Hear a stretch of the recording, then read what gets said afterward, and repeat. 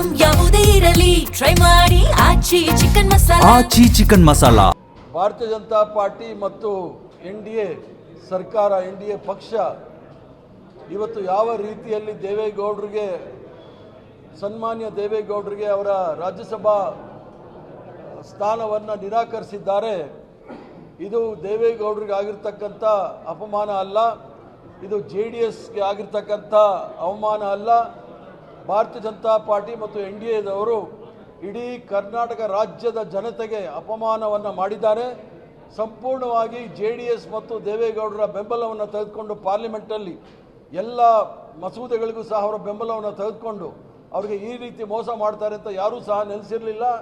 ಆದ್ದರಿಂದ ಇದು ದೇವೇಗೌಡರಿಗೆ ಆಗಿರ್ತಕ್ಕಂಥ ಅಪಮಾನ ಅಲ್ಲ, ಇದು ಕರ್ನಾಟಕ ರಾಜ್ಯದ ಜನತೆಗೆ ಅಪಮಾನ ಮಾಡಿದ್ದಾರೆ ಭಾರತೀಯ ಜನತಾ ಪಾರ್ಟಿಯವರು. ಮುಂದಿನ ದಿನಗಳಲ್ಲಿ ಅವರಿಗೆ ತಕ್ಕ ಶಿಕ್ಷೆಯನ್ನು ಕರ್ನಾಟಕದ ಜನತೆ ಅವರು ಕೊಡ್ತಾರೆ ಅಂತೇಳಿ ನನ್ನ ಭಾವನೆ. In the last election 2020 it is the Congress party, Sonia Gandhi ji gave all cooperation to Mr. Devegowda ji, because at that point of time he was a secular leader. So under the Sonia ji had blessed him with the support of the Congress party. Unfortunately, Bharatiya Janata Party used JDS for all these years, and they have betrayed Mr. Devegowda in the Rajya Sabha election. It is not an insult to Mr. Devegowda, it is not an insult to JDS, it is an insult to Karnataka.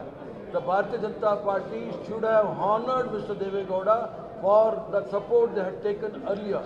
So that means the Bharatiya Janata Party have insulted the people of Karnataka by denying the Rajya Sabha seat to Mr. Devegowda. ಭಾರತೀಯ Janata party ಮತ್ತು NDA ಸರ್ಕಾರ, NDA ಪಕ್ಷ ಇವತ್ತು ಯಾವ ರೀತಿಯಲ್ಲಿ ದೇವೇಗೌಡರಿಗೆ, ಸನ್ಮಾನ್ಯ ದೇವೇಗೌಡರಿಗೆ ಅವರ ರಾಜ್ಯಸಭಾ ಸ್ಥಾನವನ್ನು ನಿರಾಕರಿಸಿದ್ದಾರೆ, ಇದು ದೇವೇಗೌಡರಿಗೆ ಆಗಿರ್ತಕ್ಕಂಥ ಅಪಮಾನ ಅಲ್ಲ, ಇದು JDSಗೆ ಆಗಿರ್ತಕ್ಕಂಥ ಅವಮಾನ ಅಲ್ಲ. ಭಾರತೀಯ ಜನತಾ ಪಾರ್ಟಿ ಮತ್ತು ಎನ್ಡಿಎದವರು ಇಡೀ ಕರ್ನಾಟಕ ರಾಜ್ಯದ ಜನತೆಗೆ ಅಪಮಾನವನ್ನು ಮಾಡಿದ್ದಾರೆ. ಸಂಪೂರ್ಣವಾಗಿ JDS ಮತ್ತು ದೇವೇಗೌಡರ ಬೆಂಬಲವನ್ನು ತೆಗೆದುಕೊಂಡು ಪಾರ್ಲಿಮೆಂಟಲ್ಲಿ ಎಲ್ಲ ಮಸೂದೆಗಳಿಗೂ ಸಹ ಅವರ ಬೆಂಬಲವನ್ನು ತೆಗೆದುಕೊಂಡು ಅವರಿಗೆ ಈ ರೀತಿ ಮೋಸ ಮಾಡ್ತಾರೆ ಅಂತ ಯಾರೂ ಸಹ ನೆನೆಸಿರಲಿಲ್ಲ. ಆದ್ದರಿಂದ ಇದು ದೇವೇಗೌಡರಿಗೆ ಆಗಿರ್ತಕ್ಕಂಥ ಅಪಮಾನ ಅಲ್ಲ, ಇದು ಕರ್ನಾಟಕ ರಾಜ್ಯದ ಜನತೆಗೆ ಅಪಮಾನ ಮಾಡಿದ್ದಾರೆ ಭಾರತೀಯ ಜನತಾ ಪಾರ್ಟಿಯವರು. ಮುಂದಿನ ದಿನಗಳಲ್ಲಿ ಅವರಿಗೆ ತಕ್ಕ ಶಿಕ್ಷೆಯನ್ನು ಕರ್ನಾಟಕದ ಜನತೆ ಅವರು ಕೊಡ್ತಾರೆ ಅಂತೇಳಿ ನನ್ನ ಭಾವನೆ.